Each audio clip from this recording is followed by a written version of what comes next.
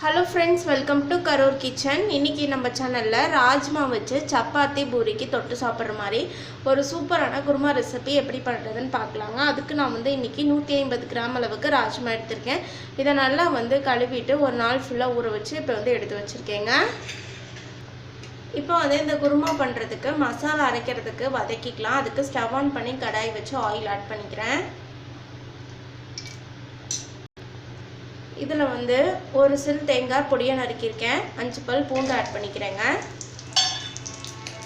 இப்போ இது நல்லா வதங்கிடுச்சுங்க. இப்போ இதில் பெரிய வெங்காயம் பெரிய சைஸ் வெங்காயம் நீளமாக கட் பண்ணி ஆட் பண்ணியிருக்கேன். அடுத்ததாக தக்காளி ஒரு தக்காளி மீடியம் சைஸ் தக்காளி ஆட் பண்ணிக்கிறேங்க. அது கூடயே பொட்டுக்கடலை ஆட் பண்ணிக்கிறேன். ரொம்ப ஆட் பண்ண வேண்டாம், 1 டீஸ்பூன் அளவுக்கு ஆட் பண்ணிக்கிட்டா போதும். அடுத்ததாக சோம்பு 1 டீஸ்பூன் அளவுக்கு சேர்த்துக்கிறேங்க. இப்போ இது எல்லாமே சேர்த்துட்டு நல்லா வதக்கிக்கலாம்.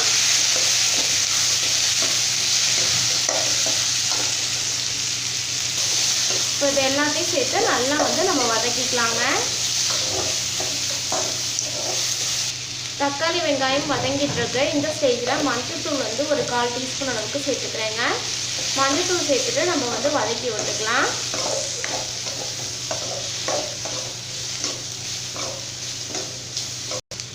அடுத்ததாக இதில் கரம் மசாலா ஆட் பண்ணிக்கிறேங்க.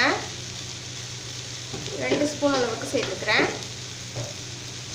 அடுத்ததாக மல்லித்தூள் ஆட் பண்ணிக்கிறேங்க. மல்லித்தூள் 1 ஸ்பூன் அளவுக்கு சேர்த்துக்கிறேங்க.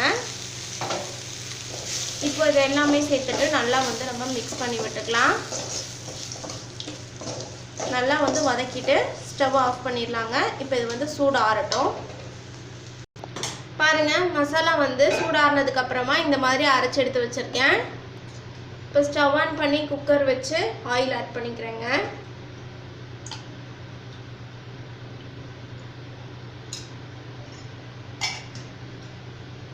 இப்போ ஆயில் சூடான பிறகு கடுகு உளுந்தம்பருப்பு 1/2 டீஸ்பூன் அளவுக்கு ஆட் பண்ணிக்கிறேன். கடுகு இப்போ பொரிஞ்சு வரட்டும்.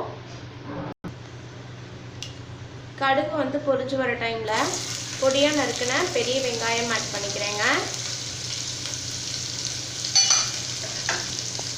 ஃப்ரெஷ் கருவேப்பிலை 1 கொத்து ஆட் பண்ணிக்கிறேன். ஒரு மீடியம் சைஸ் தக்காளி கட் பண்ணி சேர்த்துக்கிறேங்க.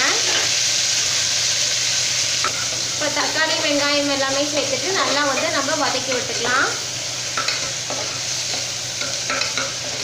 இப்போ இதில் நம்ம ஊற வச்சு கழுவி வச்சிருக்கக்கூடிய ராஜ்மா ஆட் பண்ணிக்கலாங்க. ராஜ்மா சேர்த்துட்டு நல்லா நம்ம வதக்கி விட்டுக்கலாம்.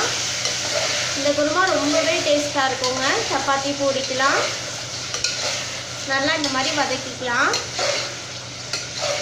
இப்போ நல்லா வதக்கியாச்சு. இப்போ நம்ம அரைச்சி வச்சுருக்கக்கூடிய மசாலாவை ஆட் பண்ணிக்கலாம்.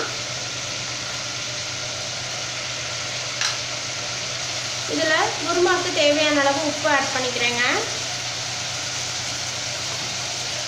இப்போ இது எல்லாத்தையும் சேர்த்து நல்லா நம்ம வதக்கி விட்டுக்கலாம். நல்லா வதக்கிட்டு அதுக்கப்புறமா தேவையான அளவு தண்ணி ஆட் பண்ணிக்கலாங்க. இப்போ இதில் மசாலா அரைச்ச ஜாரை அலசிட்டு அதில் இருக்க தண்ணியை ஆட் பண்ணிக்கிறேன். அப்போனா தான் குருமா நல்லா டேஸ்ட்டாக இருக்கும். இப்போ இது எல்லாமே சேர்த்துட்டு நல்லா கலந்து விட்டுட்டு உப்பு காரம் எவ்வளோ இருக்குன்னு செக் பண்ணிக்கலாங்க. அவ்வளோதாங்க, குக்கர் மூடி போட்டு விசில் போட்டாச்சு. நல்லா ஒரு 5-6 விசில் அந்த உள்ளே இருக்கக்கூடிய ராஜ்மா நல்லா குருமா நல்லா கொதிச்சு வரட்டுங்க. ஸ்டீம் எல்லாம் ரிலீஸ் ஆனதுக்கப்புறமா ஓப்பன் பண்ணி பார்க்கலாம். பாருங்கள், குக்கர் விசில் ஸ்டீம் எல்லாம் ரிலீஸ் ஆனதுக்கப்புறமா ஓப்பன் பண்ணி வச்சுருக்கேன். நல்லா குருமா ரெடி ஆகி அந்த தண்ணி எல்லாமே குருமா நல்லா சுண்டி நல்லா எண்ணெயெல்லாம் திரிஞ்சு வந்திருக்குங்க. இப்போ ஸ்டவ் ஆன் பண்ணி லைட்டாக சிம்மில் வச்சு நல்லா கிளறி விட்டுக்கலாம்.